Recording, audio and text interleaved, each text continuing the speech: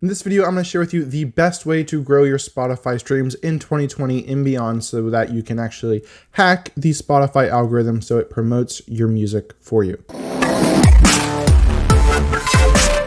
Hey, I'm Reagan Ram with OrpheusAudioAcademy.com, helping you make better music and grow your fan base online. By the way, the strategy I cover in this video, I've actually put it all together in a step-by-step guide for you to follow. That's completely free.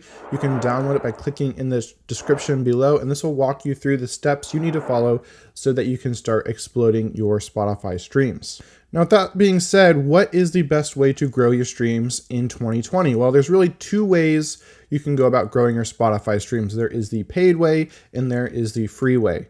So starting with the paid way, this involves running Facebook or Instagram ads to your Spotify account where you hope someone will actually listen to your music or follow you. Now, I'm not a fan of this strategy, although it does work for people, but I'm not a fan of the strategy for several reasons. Number one, it requires quite a big budget. And if you don't have that, that's very, frustrating and discouraging because it feels like you just don't have any options when it comes to growing your Spotify streams. But even if you do have the budget, right?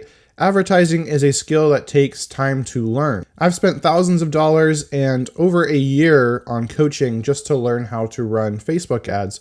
But the problem even with that is things change on these platforms all the time. So what used to work in the past might not work in the future. So in order for advertising to work, you have to continually be learning and studying and keeping up with all the updates. And it's a never-ending process that you continue to run ads that work. Additionally, I don't like running ads just to the Spotify platform itself because you can't control what happens when people get there. A lot of times people will go, maybe listen to your song one time and then leave and then forget about you.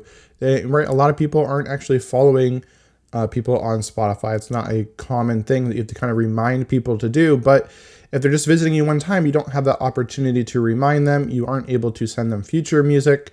And so it's kind of a waste. Instead, when I'm running ads, I prefer to get them on my email list first, because once you convert someone to being an email subscriber, now that is an audience that you own and control, and you can send them to your Spotify as many times as you want, right?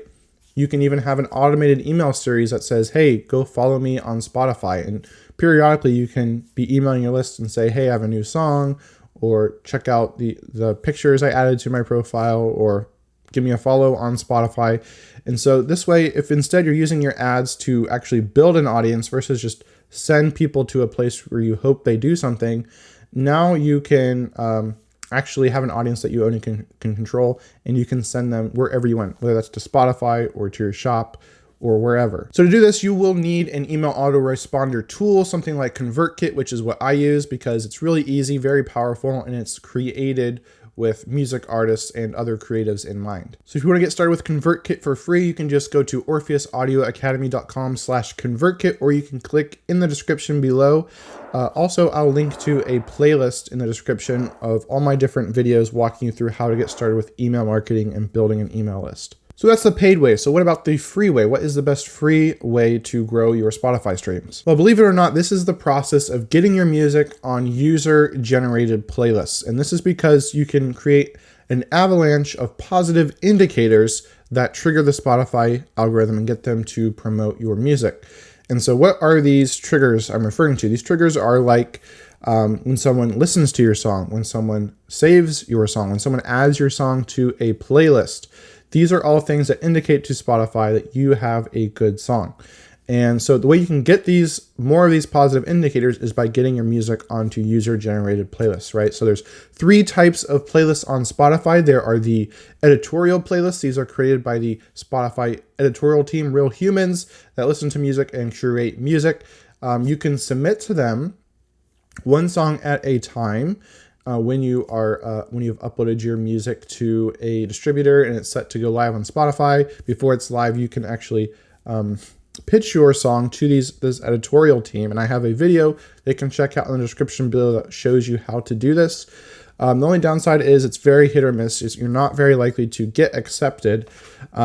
So we can't directly control getting on editorial playlists, except for that one little pitch. Second type of playlist is the algorithmic playlist. We also cannot control if our music gets on these playlists, as it's algorithmically generated, right? So it's the Spotify algorithm choosing what songs to share with certain audiences of listeners. But what we can sort of control is whether or not we get on user-generated playlists. First off, we can just create and grow our own playlists. And so if we're growing our own playlists and we have our music on there, then we can get streams that way.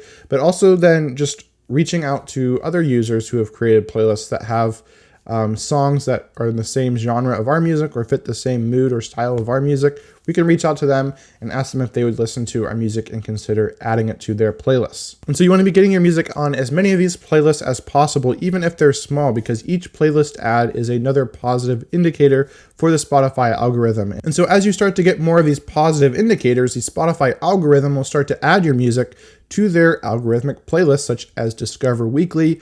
And so now you're getting your music exposed to more and more new fans.